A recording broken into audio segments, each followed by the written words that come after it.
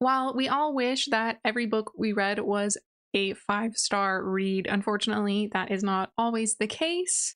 You often see reviews where someone has really loved work by an author and then they read their next book or one of their other books, hate it, and decide to never read that author again. But other times, something about an author's storytelling style or what they choose to focus on just like really grabs you.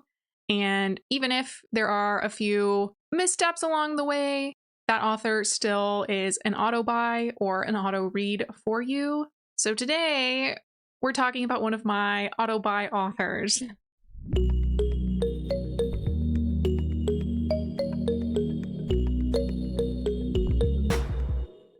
My name is Taylor Rose and welcome back to my channel where we talk about everything reading and writing.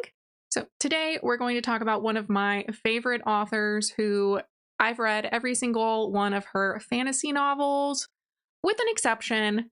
So her name is Charlie N Holmberg. She is primarily a fantasy author.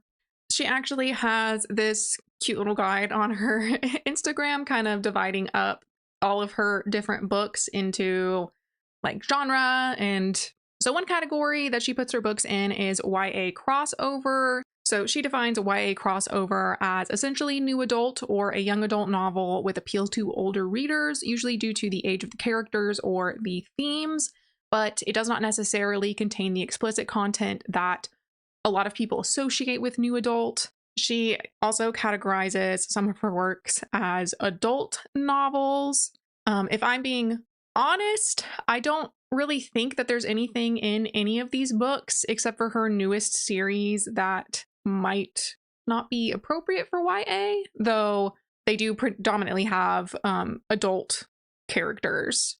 You can see in this bottom row, those first two books are actually her contemporary romances, which I have not read because I am not a contemporary romance person. Some of her books that she categorizes as sweet, and some of her books that she categorizes as clean. And she differentiates them with the following. While often interchanged, sweet romance will not have on-page sex and very mild to no cursing and violence. Clean fiction can have on-page sex and violence, but it's not graphic and has minimal cursing. And she compares it to a G or PG rating versus PG-13. I don't think these are the definitions that most people have. Like, I know that when people say sweet, they do mean the no cursing, no violence, like really gentle storylines. However, I was under the impression that when most people say clean, they do not mean the on-page sex part. But she does specify that she does at most fade to gray. So none of her books have any like explicit content, no body parts named or anything like that. So do with this information what you will. She categorizes many of her books as historical fantasy, but she also writes a lot in high fantasy. So this is fantasy not based in our world. And again, right, her contemporary romance. She did write a nonfiction book about magic systems. I believe she might have been taught by Brandon Sanderson or attended school around the same time as him. So they do have kind of similar approaches to magical world building in their books. So that little guide was published in 2024. So it hasn't been updated to include her latest two books, but I will talk about them. So we're going to go through each of these books in the order that I read them and talk a little bit about them. So the first book that I read by Holmberg was her book, Veins of Gold. This is one of her historical fantasy novels, and it takes place during the gold rush in California. So this family moved to Utah during the Great Expansion. When they arrived, their mother died in childbirth, leaving the father and the oldest daughter, Gentry, to take care of all the children and keep the family afloat. Unfortunately, after a short time, the dad decided that he was going to go to California for the gold rush. He left all of his children behind in Utah and then ghosted them. So this poor family of pretty young children was left with the oldest daughter, Gentry, who is still a teenager, trying to figure out how she's going to feed and clothe and support her siblings. You know, her goal is that she wants them to go live life to their fullest, to be successful and have good jobs. So she is considering marrying the wealthy older man in town who has expressed interest in her. However, Gentry stumbles upon something strange. There seems to be magic in the earth, and with it comes the mysterious Wynn, this young guy who can use this strange magic that she has encountered. If you didn't guess by the title, it's gold-based magic. I really liked this book. I gave it 5 stars at the time I read it, and I still have a really clear memory of the plot, even though I read this all the way back in 2018 when it was published. Now that I've gone through more of Holmberg's works, I will say it's probably not her, most robust book, I guess you could say. In terms of like my memories and how I feel about the book coming on 8 years later, I would give it 4 stars. It was a great entry into the rest of Holmberg's works. Next up was Charlie's book, Magic Bitter, Magic Sweet. And if I'm being completely honest, I remember very little of this book. I read it immediately after Veins of Gold, and honestly, it's Hansel and Gretel. That's all I really remember, but obviously with a twist. So this book was published in 2016, and reading the blurb, the plot is about a girl named Heir who is a baker with an extraordinary gift. So she can infuse emotions and abilities into baked goods. And then whoever eats that will kind of obtain that power for a time.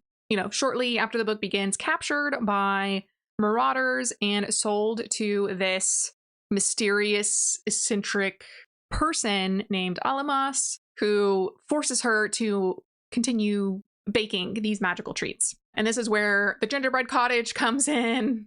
While she is held captive, she meets this ghostly type person. She's not really sure, who introduces himself as Fiel. The book is about her getting her memories back and remembering her connection to this ghostly person while fighting the eccentric witch. From the blurb, that's pretty much all I remember too. At the time, I gave it a 3-star.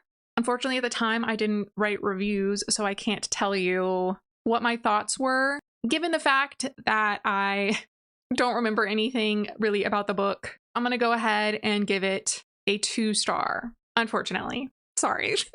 The third book that I read by Charlie was again in 2018, right after these last 2. I went on a Kindle Unlimited kick, and it was The Fifth Doll. So I definitely remember this one. I remember thinking, I thought Veins of Gold was really unique in its magic system. And then reading this book just like confirmed it. Like, wow, this author comes up with such interesting world building ideas.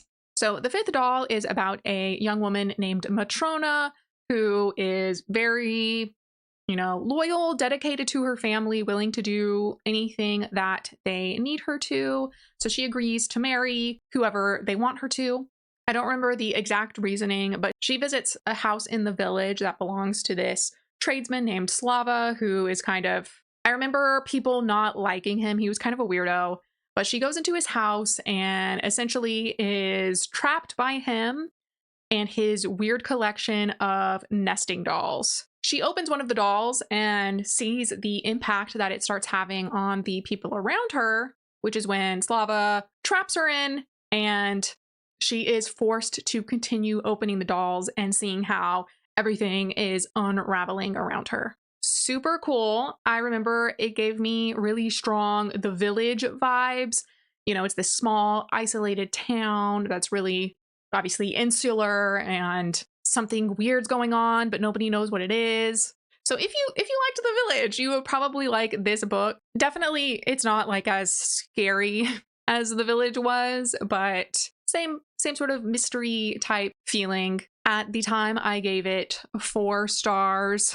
I don't remember it quite as well as Veins of Gold, so I'm going to go and give it a 3-star now, just for that. Which sounds bad, but, you know, if I remember a lot of a book after 8 years, you know, clearly it made a really strong impact on me. And while I remember more about The Fifth Doll than I do about Magic Bitter Magic Sweet, you know, it's still less than some of her other books I read around the same time. The 4th book I read by Charlie Holmberg was actually part of her Numina Trilogy, so Smoke and Summons. Essentially, the trilogy is about a girl named Sandis. She was kidnapped at a fairly young age while, you know, as an orphan, and forced into this not necessarily religious, but like religious adjacent cult ceremony thing where now she hosts spirits in her body. And so these spirits are called the Numina.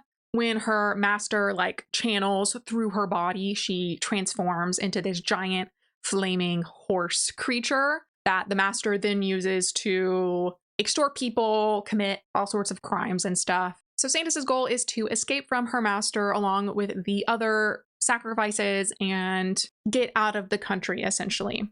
One thing to note is that this country is extremely locked down and corrupt. It takes a lot of money to get papers to leave the country, so essentially everyone's trapped and struggling. After Sandis manages to escape, she runs into a young man named Roan, who is kind of like a criminal. You know, he's a pretty famous thief for hire within the city, and he has this device that gives him immortality for 1 minute. Seizing the opportunity, Sandis steals this device from him. So the rest of the story is about, you know, figuring out what's her master's goal, trying to find if she has any family left, where did Roan's weird device come from, what does it mean? She can save the rest of the sacrifices. And also Roan trying to protect his mother, who, you know, unfortunately becomes the victim of the repercussions for his criminal activity. I read the first 2 books back to back. So Smoke and Summons, and then Myths and Mortals. And this was back in 2019. I thought they were really well done, at least through the first 2 books. So I'm going to go ahead and give 4 stars. Unfortunately, right after reading these 2, I kept trying to read the 3rd book and failing. I just could never get past, I think, like the 30% mark for some reason. So I did DNF the 3rd book at the time, but we'll come back to it. So the 6th book that I read was The Will and the Wilds. Again, this one, I don't really remember that much about it. At the time, I gave it 4 stars, but it has faded from my memory a lot more quickly than, again, some of these other books.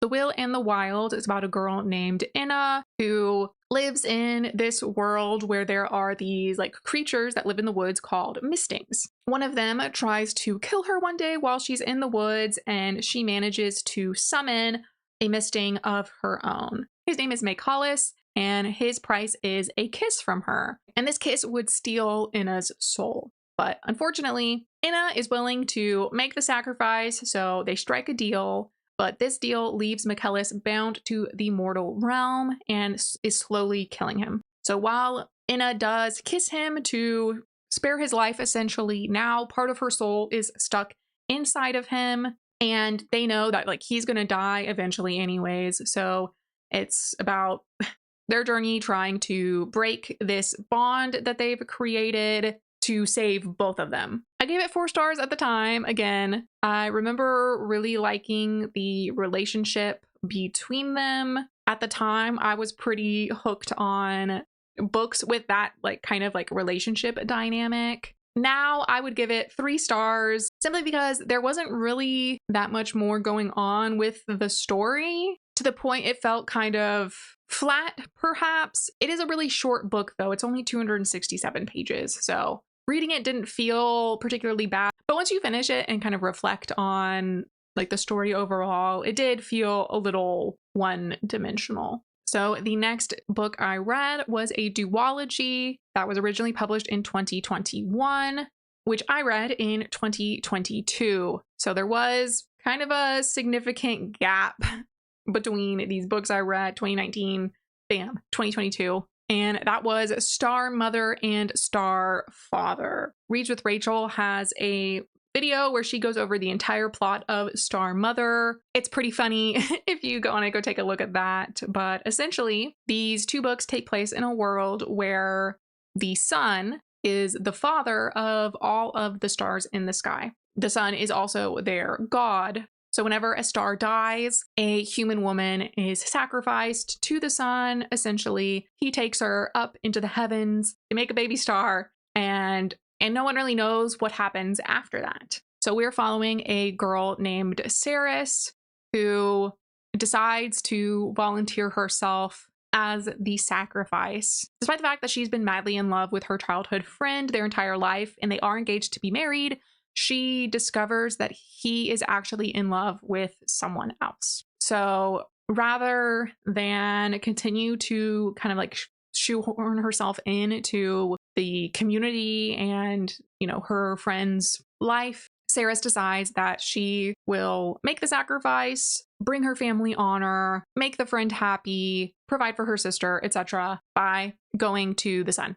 However, something monumental happens. After she goes to the sun and bears his child, Saris survives. All the godly assistants are super shocked. The sun is shocked. Like no human woman has ever survived birthing a star. The sun asks Saris what she wants to do, what does she want to do after this? And she decides that she wants to return back home. However, when she gets home, she discovers that 700 years have passed. Realizing that everyone in her hometown is gone, she decides to try and track down any descendants that might remain. So she goes on a journey through the country to find anybody who might have been born from her sister's line. While she's traveling, she runs into this mysterious creature that she discovers is a godling on the run, but it will not tell her anything about who it is, why it's running. At this point, the sun is trying to take Saris back, but she decides that she is going to go on her journey no matter what. She and the godling agree to travel together, and then the rest of the book is about discovering who the godling is, finding out, does she have any family left? What is going on with the sun god who has been at war this whole time? Super interesting. Kind of a crazy concept. I have read comments before saying that this book is super Mormon coded. I can't tell you whether or not that's true. I remember just being flabbergasted at anything going on. I think if you have any issues with pregnancy or childbirth, you probably don't want to read this. If that's not an issue for you, it was a really enjoyable experience for me. Right? I give it 4 stars. I think because it was so strange compared to her other book, I was just kind of shocked into liking it. However, that same year, the sequel, so the second book in the duology, was published, and it's called Star Father. I did not like this one as much. So it takes place in the same world, again, hundreds of years after Saris was alive. And this time we're following a woman named Ija. If I remember correctly, she is explicitly middle-aged, or at least in her 30s. She has, a lot of baggage really about her previous life in the city. So she has gone home to live with her parents and kind of feel down about everything when one day, all of a sudden, the sun, who is in this war with the moon, is thrown out of the sky. So on the 4th day of darkness, Ija goes out and she finds an unconscious man by the river, right? And he, he's clearly not a normal person. He's extremely hot, temperature-wise, extremely hot. And she is just enamored by his beauty, which is when you discover that she was a professional artist, and she kind of becomes obsessed with drawing this guy who doesn't know who he is. So the book is about their relationship as they get to know each other, as well as his efforts to kind of regain his memories and all of his powers to return to the war to try and win what's going on. But then, there's this conflict between Ija being mortal and in love with the sun being at war, but then needing babies to repopulate all the stars. And it was a whole thing. I think I didn't like this as much as Star Mother, because in Star Mother, the son is continually telling Saris that he loves her. And then in this book, he's kind of like, maybe I didn't actually love her. And I don't know why that's just like put me off. And maybe I just misinterpreted it as I was reading at the time. One thing I did really like about this book is the integration of art as a modality. And specifically, I think specifically Aja does sculpting. Like that's her like real passion. And so that plays a lot into what's happening and how they overcome a lot of the issues that are going on, which I thought that was really interesting. It's fun to see really specific, and I don't want to say niche, but like when characters have a really specific hobby and that plays into the plot a lot. I like stuff like that. So it was really cool seeing that in this book. It definitely felt like a more mature romance than her other books, where the main characters have been pretty young, but I did give it 4 stars at the time. However, as years have passed, really what hangs on to me is the son's like kind of dismissal sort of Saris, that I don't know how it stayed in my brain. I feel like it could have been done more nicely, but that might just be me like warping my memories of this book. I don't know. I'm gonna go ahead and give it a 3-star. This is where we go into 2023, where I began another one of Charlie's series. So this book was initially published in 2022, but I read it the next year. It was The Keeper of Enchanted Rooms. By far, this series is my absolute favorite from her. It's currently at 4 books, and there's a 5th one coming out next year. I'm so excited.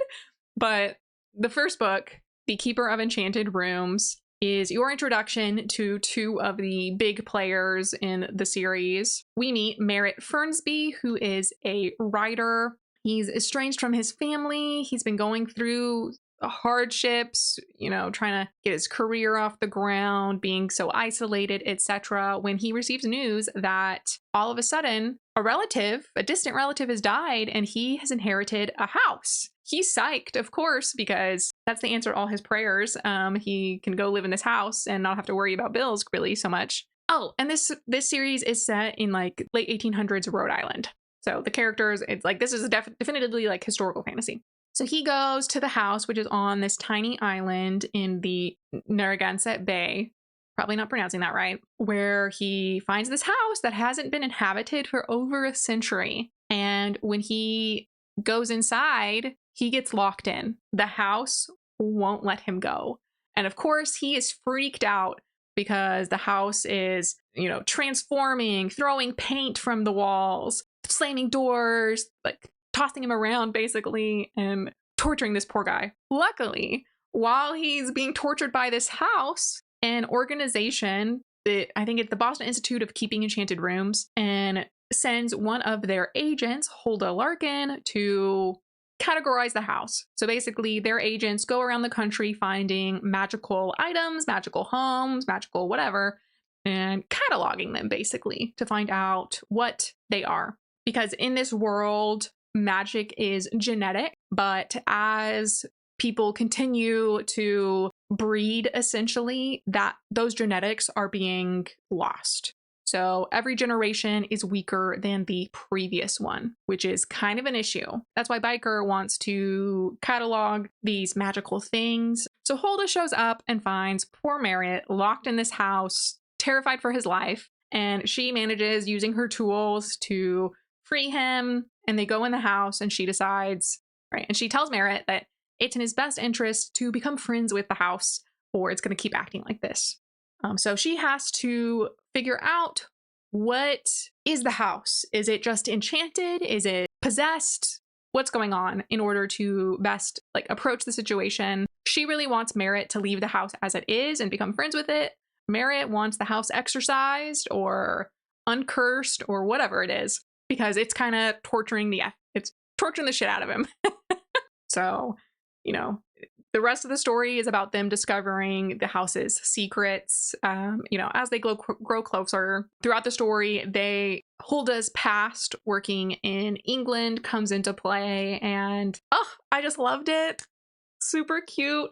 I like books, especially fantasy books set in this era. I don't really know what it is about them, but the two main characters, I, I really connected with Hulda, like her feelings. I don't know. It was just so relatable. I don't want to say too much in case it like ruins the story for you, but basically she is like super dedicated to her job because she doesn't think she'll ever have a family. And then there's Merritt, who is trying to kind of like to escape this event in his past, like the reason he's estranged from his family. And then the house. I love books with sentient homes. So because I liked this book so much, I don't really know how much I can tell you about the other books without spoiling anything. But this is how I measure all of Charlie's works now. Wimborne House, her best work so far. So the first book is The Keeper of Enchanted Rooms, followed by Heir of Uncertain Magic.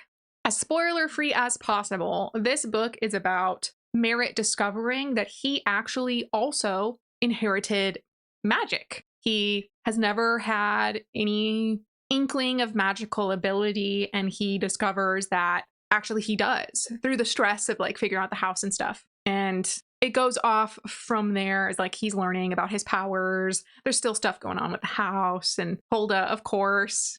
Loved it. It's so cute. They're both very cozy. They're not, they're not like super, yes, there's suspense, but it's not like scary. It's like a cozy kind of mystery thing. I don't know. I loved it. So good. So I read those two books and then followed up with The Hanging City. So this is another one of Holmberg's standalones. It was also published in 2023. So I read it shortly after it was published. This one cracked me up. I'm not gonna lie, because it is one of her high fantasies, and it's also the first one to include other species. And I don't know why that really got me. There are orcs, and I really liked this one as well. So The Hanging City is about a girl named Lark who is on the run from her father. And she just keeps getting kicked out of every city or village that she passes through because her dad is terrorizing people to get her back. And this is because she has an ability. She is able to thrust fear into other people. So that like scares people away from her. Her dad used it as a torture method, essentially. Desperate, Lark is basically chasing a fairy tale, the story of Kagmar, the city of trolls. They use the word troll, but all the descriptions, you're going to be like, that's an orc. Those are orcs, giant men with tusks, and they're green or something. I remember them being green. I don't know. They're like different colors, but yeah. Even though they are the sworn enemy of humanity, Lark believes that this is her last chance to find safety. So she travels the country until she finds it. She finds Kagmar, and she manages to convince the troll high council to let her live there. But it isn't quite the oasis that she was imagining. Kagmar, the Hanging City, it's basically the trolls, the orcs, are like genius engineers. So they have built this city kind of on a bridge in this giant ravine. So everything is hanging from this architecture embedded in the walls. And from the depths of the ravine, monsters, these like giant insect things, come out and start and attack people. And the humans who live there as refugees are really looked down on, treated badly. While Lark is there, she manages to befriend some trolls, but she also makes enemies of others. So you're going along with Lark as she learns all about troll culture, how the city works, etc., while also trying to prove herself, secure her safety, and actually like make connections for the first time. I loved it. I opened it and I was like, but then I kept reading because I was like, well, this is Charlie Holmberg. I can't stop now. So super great. All of these stories have been a romance. So this is another little romantasy. There's a lot of interesting conversations about culture and like prejudice between these races, yada, yada. So in the beginning of 2024, Boy of Chaotic Making was published. So this is the third book in the Wimborne House series. I don't really think there's much I can say without spoiling things from the previous 2 books, but I'll just say in this one, they go to England and discover a lot of things about England, while America is pretty laissez-faire, I guess you could say, about magic disappearing. Unfortunately, England, the Queen is on top of it. They are using arranged marriages to essentially create a breeding program to ensure that the noble class is preserving their magical genetics. So there's a storyline going on about forced marriage and how, you know, our trusty little gang is trying to either get out of it or go along with it. I didn't mention this before, but Hulda's power, or in this series, I think there's like 8 or 10 different powers, and they have like direct repercussions on the person who uses that power. Like one form of magic makes you have temporary amnesia. Another one transforms part of your body. Hulda's power is augury, so she's able to like see, you know, tea leaf reading and stuff. She sees the future in random patterns. And so she is seeing all of these things that are pretty terrible, but they don't know how to stop them, to deal with them. Didn't disappoint, just as good as the first 2 books, if not even better. There is a character in these books that I love him. He's just so, ugh, but I can't tell you who it is because it's part of the first 2 books. Worth it. If you read anything by her, let it be Wimbrel House. You won't be disappointed. I promise. Right. So after that, I didn't really look into anything else. Charlie happened. At this point, I'd read, like, these are all pretty much her most recent releases until 2024 when her book Still the Sun came out. This one I felt was kind of a departure, maybe. I don't know. So in this book, Still the Sun, they live in a world where there's this like magical wall, and essentially there's only this little village. In the village lives a woman named Pell, who is an engineer and a digger by trade. So she digs up these like ancient artifacts, figures out how they worked, restores them, and then the community uses them. Essentially what's happening is that like the sun is up constantly, and people are kind of like, as time goes on, struggling to survive, when one day Pell discovers a mysterious tower. Well, they know about the tower, but nobody goes near it because they can't open the doors. And one day she goes and the doors open. She meets 2 strange men in the tower, Hartward and Mosaius, and they convince her to work on the ancient machinery that is like filling the tower up through all of the floors. And so Pell begins working with them to restore whatever machine is going on in there. Meanwhile, Hartwood is suspicious AF. And so Pell's trying to figure out, like, what isn't he telling me? Because he acts weird a lot of the time. While she's also trying to figure out how to get this machine to work and also make sure none of the villagers catch on to her meeting these strangers, because that would be obviously super alarming. Again, this felt kind of like The Will in the Wilds in that once you're done, you kind of realize like, oh, we didn't cover a lot of ground here, but I did like the build up between the 2, you know, the couple, and discovering like the mystery behind the tower and who these guys are and why Pell feels like she knows the machine in there. So that was really interesting. And I also think it kind of falls into that trap where at like the last third, you're like throwing all this information out that, yeah, you were like slowly leading up to it, but then it just shoots up out of nowhere versus being a gradual incline to a discovery. But despite that, I felt that the imagery and the description, as well as like the emotions portrayed, definitely like put this book up a step above a lot of her older work. And also, look at that cover. Absolutely insane. I don't know what it is. I love it. Crazy.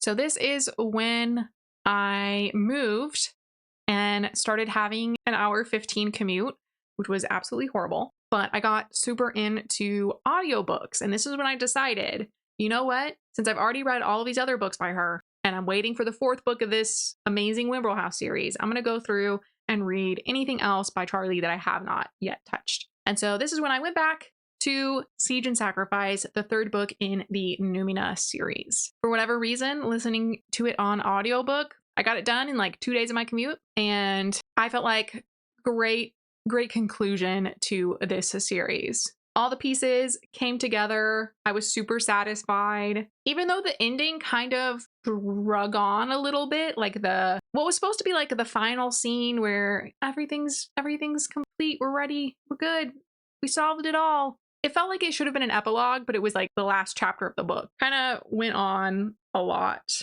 which I get why, because it would have been a big leap from where all the bad stuff came together and then like where we wanted them to be. But other than that, I really liked it. I was kind of shocked that I had never gone back to it sooner. So I put it with the rest of the series there. 4 stars. Great read. Super interesting concept, the whole like Numina situation. Unfortunately, I needed another audiobook, so I picked up Followed by Frost. And I'm just gonna tell you, it was published in 2015, so 10 years before I read it. I absolutely hated it. I'm sorry, man. It was terrible. Oh my God. So essentially what happens is that there's a world where there are magicians, but they're kind of like cannibals. They have a bad reputation, so nobody wants anything to do with magic. And we follow this girl named Smitha. She's 17. So in this society, schooling ends at 16 and then you're allowed to marry, but Smitha doesn't really want to because she hasn't found a guy that she likes. So she's like tutoring her slightly younger friend who's still in school when this employee of her father's keeps harassing her. Like he's been following her around since he moved there a few years before and basically tries to like convince her to marry him. And she's been like trying to put him off to like show like, I'm not interested in you, when he tells her like, meet me by the docks, I have something to tell you. And she's like, okay, sure. Roll my eyes. And then she doesn't show up. She goes home and goes to bed. And the next day, this dude rolls up super pissed that this 17-year-old girl didn't want to hang out with this full ass grown man who's like 28 or something. And he reveals that he's one of those crazy cannibal magicians. And even though he's been gone from like the magician world so long, he still has a little bit of magic left and he uses it to curse her. I hope your life is as cold as your heart, or whatever he says. And he basically turns Smitha into this ice woman.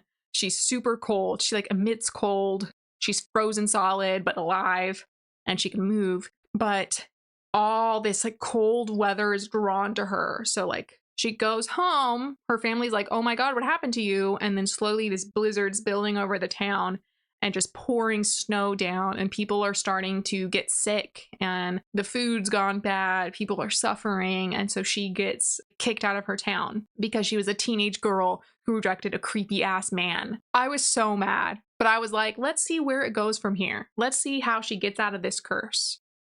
Maybe we'll see.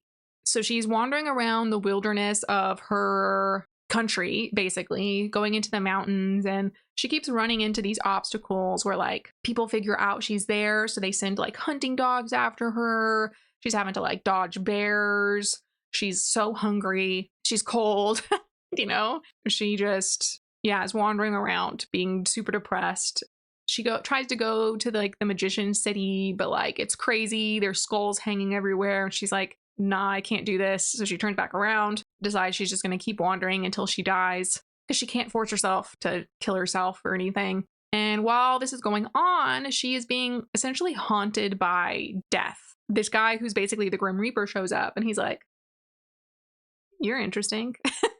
And so death is trying to convince her to die and marry him, basically. But for kind of no reason, Smitha is like, no, I can't die, but then does nothing to change anything. She just keeps wandering around being depressed, which like, that's fine. I'd be super depressed too if I were cursed to be an ice person, but like, I don't know. And so death just keeps showing up whenever other people are going to be dying. And she's like, leave me alone. And he's just like, come live in my kingdom with me. And she's not into it. So eventually, Smitha is tracked down by this group of soldiers from a neighboring country that is a desert. They're on horses, head wrapping, helmets shaped like animals, and she thinks they're going to kill her. But they ask her, like, magical ice woman, like, please come back to our country. We're experiencing this horrible drought, and like your snow would provide us with water. Please come. And she's like, well, I've just been wandering around for like 2 years doing nothing. It would be nice to like do something good with this curse. So far, I've just been making people sick and killing them. So she goes with them, and they travel back to the desert country, and she meets the king and, you know, agrees. Like, he's like, I'll give you anything you want, all the riches in the world, if you just travel around, stay in each little town a few days so it snows, gives them water for their crops and stuff. So she agrees to this, and she travels around, growing closer to one of the soldiers, like the emperor's right-hand man, basically. And so far, I was like, okay, I'm interested to see where this goes. The Grim Reaper was described like basically this long-haired dude with a fedora. Wasn't a fan of that. But I'm liking these new people she's met. She's like feeling better about herself. She starts, you know, being able to read, blah, blah, blah, become sort of friends with people, even though like it's so hard to be near her because she's freezing cold, when she still doesn't know how to break her curse. And essentially what happens is that she starts being selfless. She like cuts off her hair and gives it to this peasant woman who's like starving so she can sell her hair. And then she's heartbroken that the captain guy actually has a fiance because she started having feelings for him, but she's like, there's no way he could be with me. Like, he can't even touch me without like putting his life at risk. What a pipe dream. She tries to leave, but then they beg for her to come back. And at this point, Death, when he shows up, he's like, you're different. What did you do? And she's like, I don't know what you're talking about. But they're finally going on another tour like a year later. And at this point, the emperor's like, well, after this, you can go free. Like, I won't force you to stay here if you're really unhappy. And she's like, cool. I'm just going to go back and wander around the mountains over there. Death shows up, points at the emperor. She looks up, sees an assassin archer, dives in front of the emperor, and saves his life. But it kills her by going into her heart. And then she wakes up and she's a human again.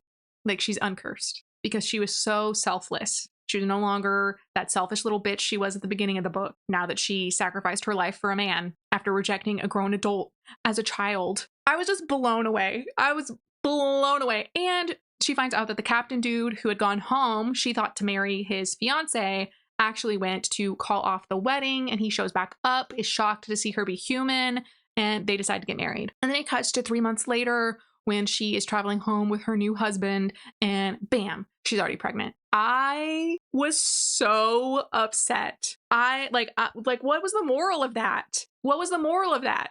What was the moral? A bad one. Absolutely horrible. I was so shook. I was so shook. I could not believe that was the ending of this book. I was so mad. And so this is where the only book I haven't read comes in. This year, Charlie released a novella about death from this story. And I was like, boo, no. I refuse to read about the long-haired dude with a fedora who was also a creepy jerk this entire book. Terrible. I hated it.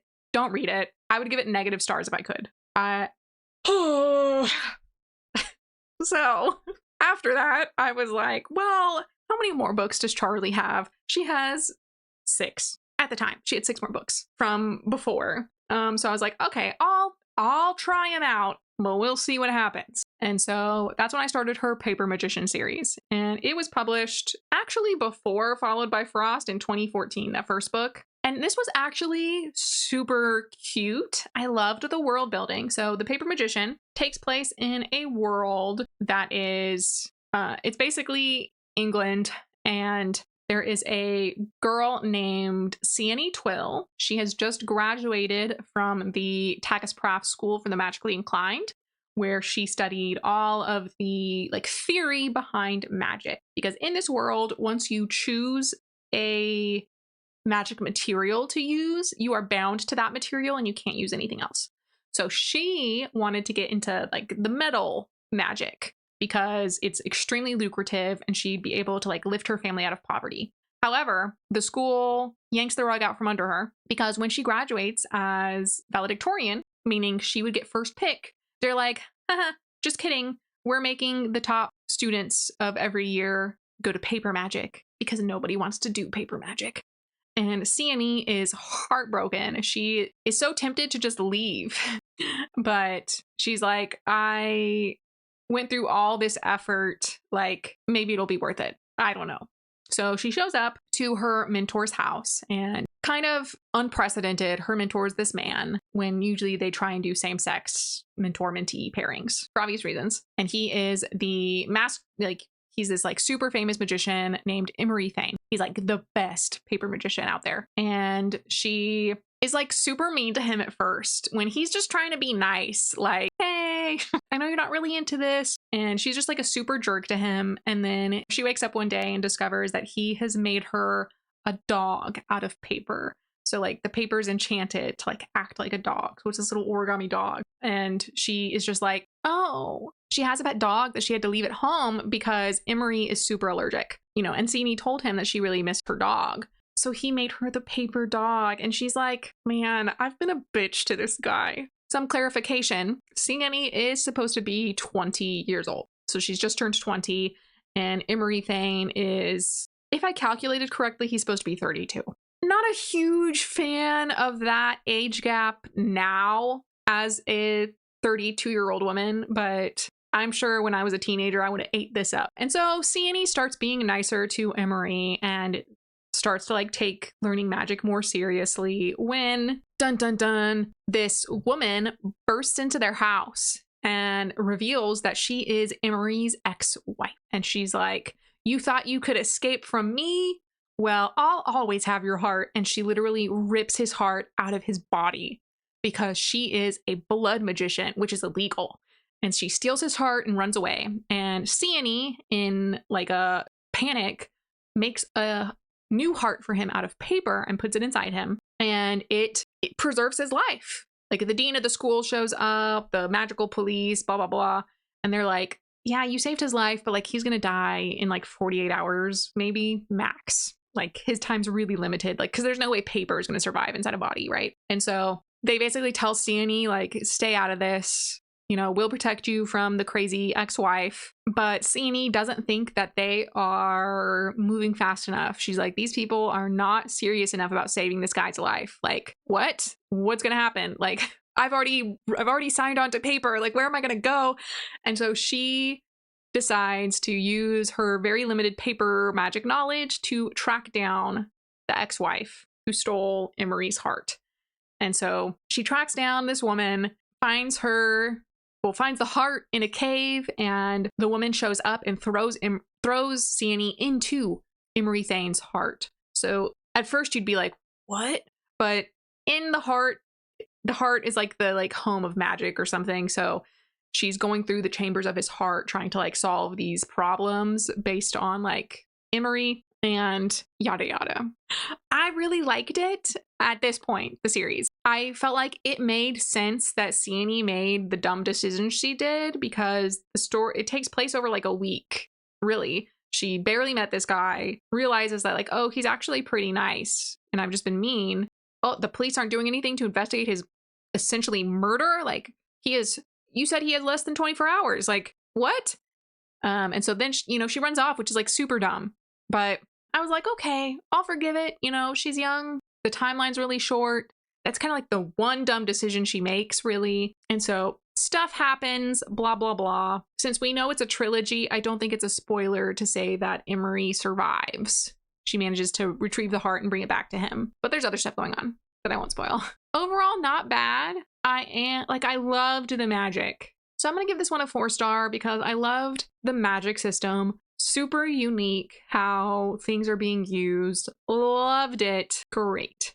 But then we go to The Glass Magician, the second book, where, this story takes place 3 months after the first book. So Sienny is like on her journey learning magic when the ex-wife in the first book, she was part of this like cabal of evil blood magicians. So one of her like co-conspirators basically shows up and starts tormenting Sienny, thinking that she has information about something.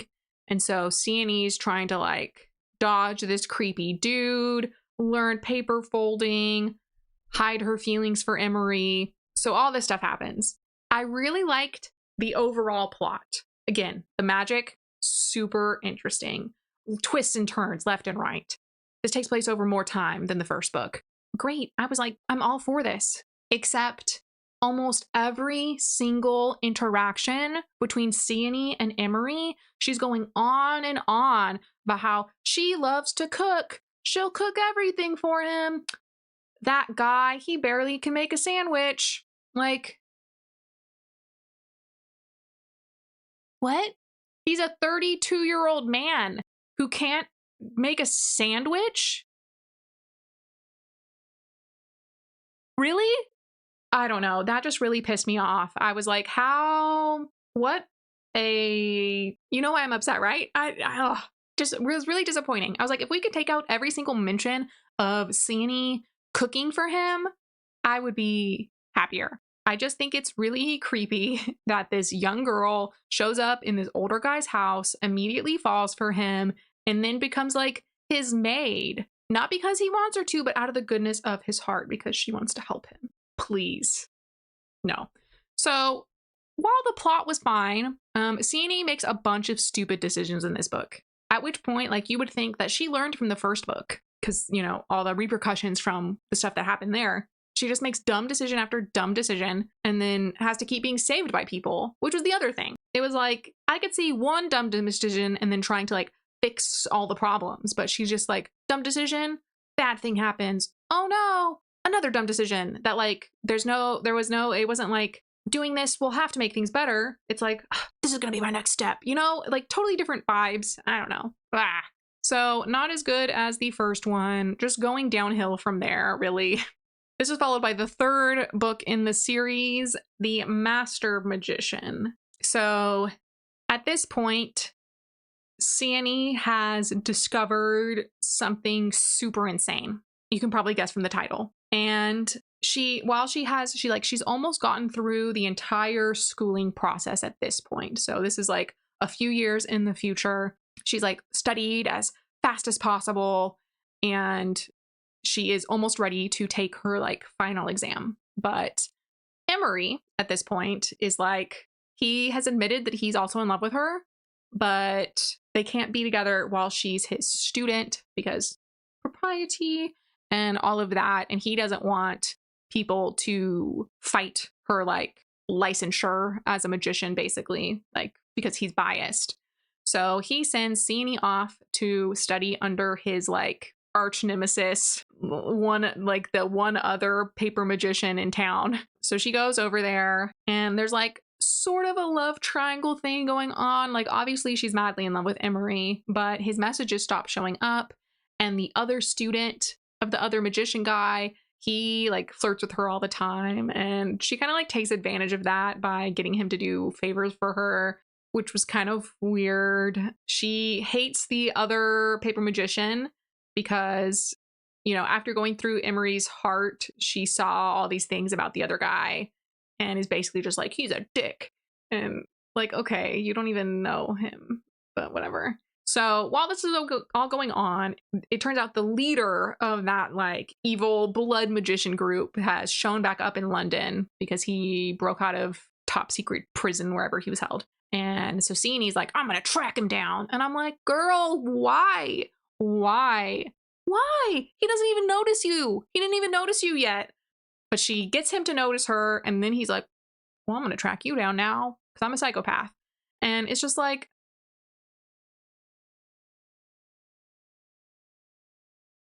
okay. So again, more stupid decisions by Sienny. Emery keeps saving her butt. Other people do. And then there's the side character, the like love interest. So the other guy, he basically at the end, like once it's revealed that Emery and Sienny are in love, he's like, oh, I didn't know you were like that. You know, insinuating that she's some sort of slut because she didn't want to date him. And she basically told him like, how dare you judge me? Like, which, okay, yeah, girl, go for it. So just downhill from there. More stupid decisions after stupid decisions and more pandering to this dude who, like, I really liked Emery's character, but the way Sienny just kind of like pandered to him like he's such a great magician doing all this fantastic work. Like I should just take the burdens off his shoulders. It's like, girl, you're a genius. Who's taking the burden off your shoulders? Now you have twice the burden because you're carrying his shit too. It made me mad. Which leads into the spin-off of this series, The Plastic Magician. We are following a different young girl. Her name is Alvi. She's from America, and she gets an apprenticeship in London with like the premier plastic magician, and she is like super psyched. Plastic being the newest material. So like there's not much known about it really. Like it's revolutionary, innovative. So she goes to London and to like train in poly making, so the plastic one.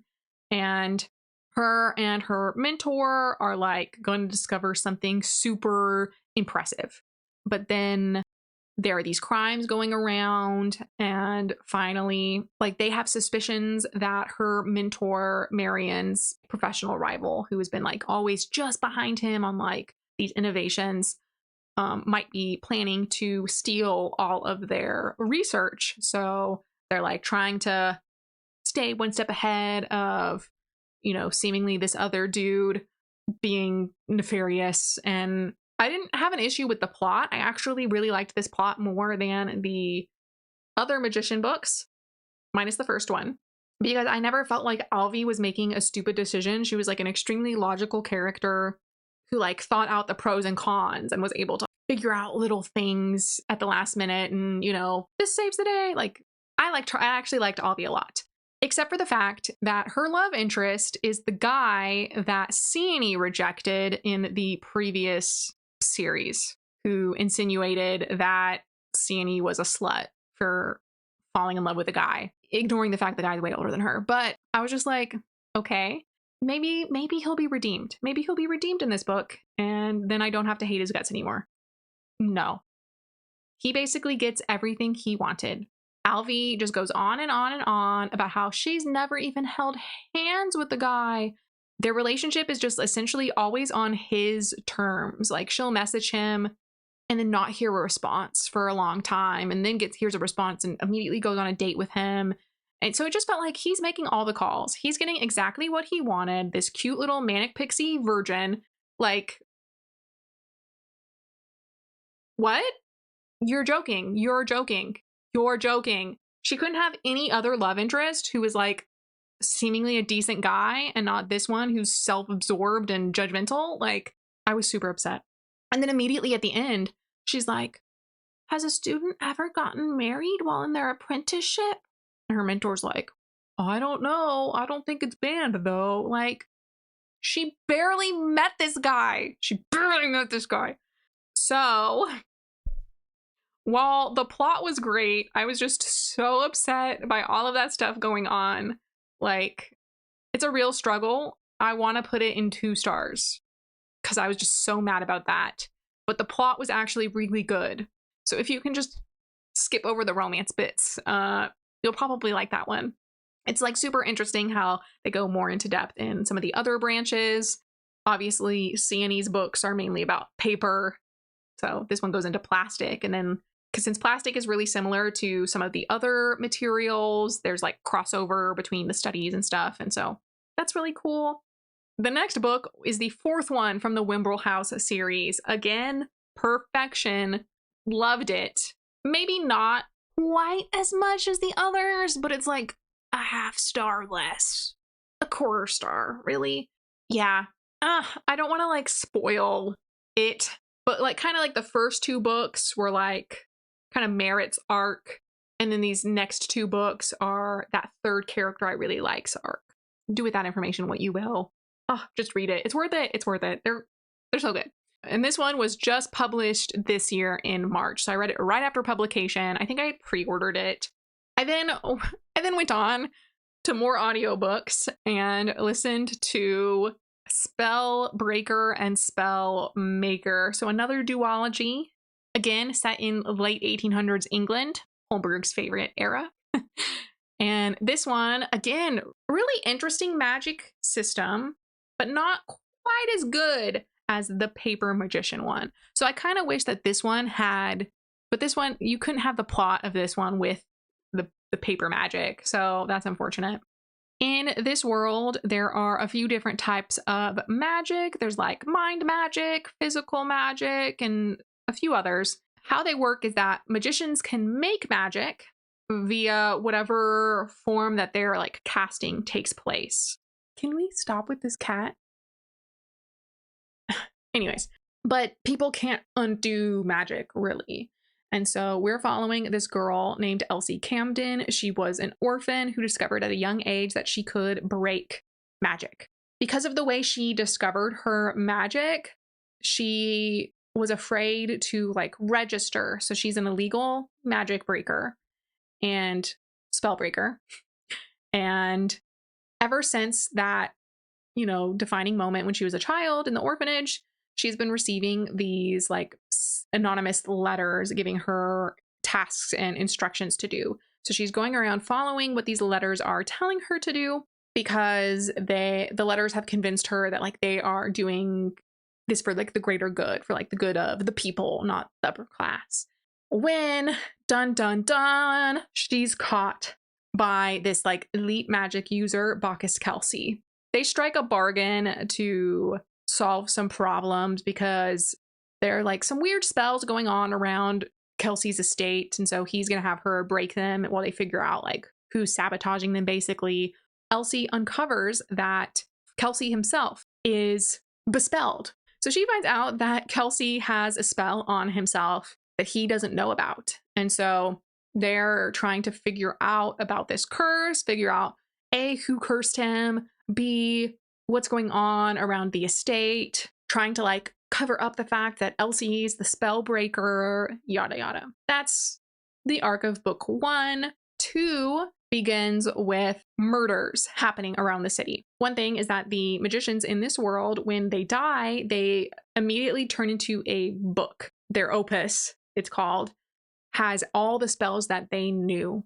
And so this is kind of special because everyone has like a different level of magic. So like maybe he can learn 3 spells, but I can learn 15. These really powerful magic users are being murdered and their opus is stolen after the murder. And so Kelsey and Elsie are trying to figure out who's committing all of these murders. I also really liked both of these. One thing that got me though is that during these books, since I listened to the audiobook, that was fine. I didn't have any issue with the narrator or anything, except for the fact that I was probably 40% through the first book before I realized that Bacchus and Kelsey were the same person. Because from Elsie's point of view chapters, he's always called Mr. Kelsey, but then from his POV, everyone calls him Bacchus. And I must have missed, or they never said Bacchus Kelsey all as one name. I don't know what it was. So I was thinking like, when are these two ever gonna meet? What's going on? Like, why haven't they met yet? And then finally someone's like, Sir Bacchus Kelsey. And I was like, oh, okay. Weird. I did kind of think the magic building in this book was a little strange because Elsie's described as breaking the magic because she can like feel an invisible knot and undo it. But then that is the same for all the different magics, even though the magics are supposed to be different. Like one type of magic, she can hear it, and another type of magic, she can smell, and another type of magic, she feels. It's like the physical magic. She can like kind of sense where stuff is. So I just thought like the breaking styles should be different between all of the magics. They're kind of all the same thing, even though the magics are described as being so different. That was like one nitpicky thing I had. That brings us to Charlie's most recent duology. We have The Shattered King and the Half-Hearted Queen. I am just gonna kind of like the Paper Magician series. The titles are spoilers. Like, you realize they're a spoiler really quickly into reading the book, which takes away a lot of the suspense, if I'm being honest. So The Shattered King was published this year, and The Half-Hearted Queen is currently an arc on NetGalley. If you want to go ahead and request it, you can do that. In this world, there are 3 types of magic. There's like mind reading, soul binding, and then healing. So these are called craft works. They've been outlawed for many years, and if you're discovered to be a magic user, you are executed. Except that ever since the prince was born, the queen has allowed healers to work because there's a draft. So once a healer reaches a certain age, they are called to the castle to attempt to heal the prince. We are following a girl named Nim, who is a healer, but unfortunately she's the oldest child. Her oldest brother was just drafted into the war as a soldier, and so she's left with all of her younger siblings when she is drafted to go to the castle and attempt to heal the prince, which obviously is terrible because she's like the main breadwinner at this point. And so she has to go, but she's like, I'm gonna go, I'm gonna fail, and then I'm gonna come right back.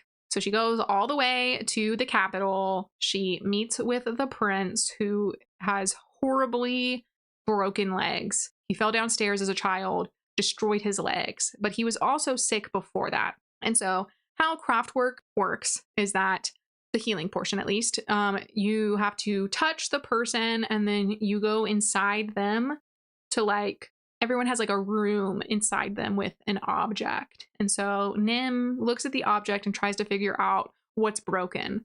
So if it's like a painting, some of the paint's smudged. If it's like a tower of blocks, one of the blocks is moved or knocked out. And she tries to fix whatever she sees wrong in order to heal the person. Unfortunately, if, it's a serious injury and you can't fix it fast enough, the person will die, etc. So Nim touches the prince, goes into his little room, and sees shattered glass everywhere.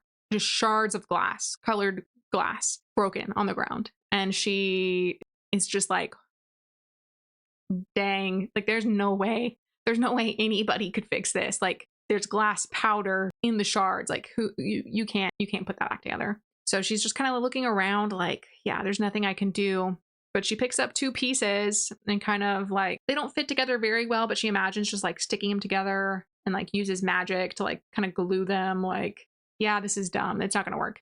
So then she leaves and she's like, there's nothing I can do. And they're like, oh, okay, darn. So she turns to leave when the prince is like, my foot. And his foot has been fixed. Like part of his foot is less broken than the rest of the foot. And so Nim is, imprisoned basically. She's not allowed to go home. She is forced to spend from dawn to dusk fixing the prince. So she's in his little internal room putting together glass shards. Absolutely abysmal. Meanwhile, she's like, my siblings are home starving.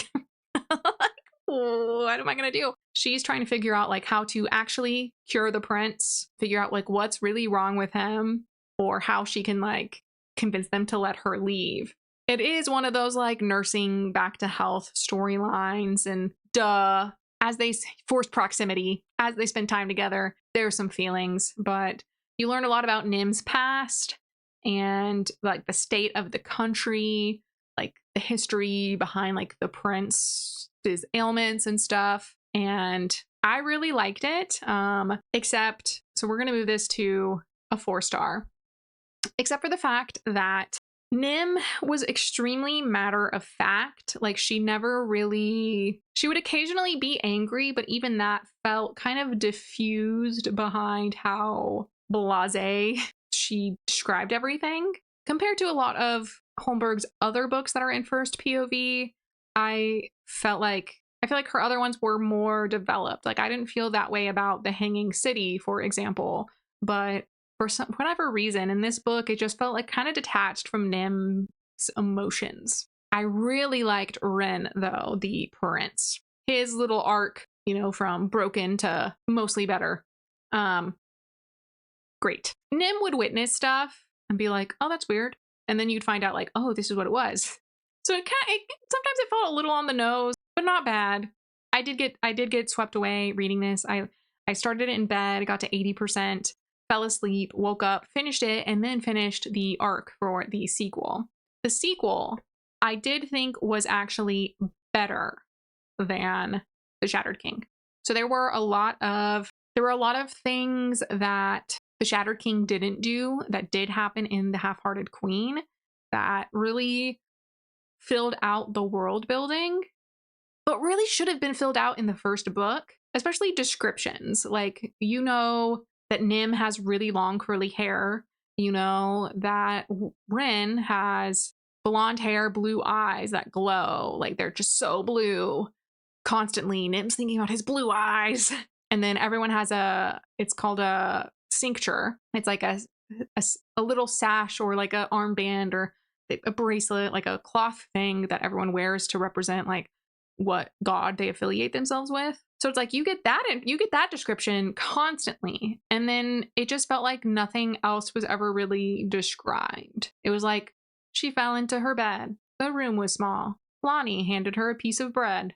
Was it crusty bread? Was it a roll of bread? Was it a loaf of bread? You know what I mean? You could be giving me more information. So in the second book, there was a lot more of that. I was like, oh, now I'm seeing stuff. Like, oh, this is medieval. Like, it felt like, oh, it's implied that it's medieval. And then reading the second book, it's like, this is definitely medieval. Yep. Okay. More descriptions. So I don't know. That was strange to me. That being said, the duology as a whole, I did really like the plot. If you have read I think it's called Of Runes and Ruin, a duology by Celeste Baxendale, who I also really like. It's kind of the same, really similar plot to the Prince's Captive and Prince's Mage, though the context is pretty different. If you like those two books, you'd probably like these two. And if you liked these two, you'd probably like those two.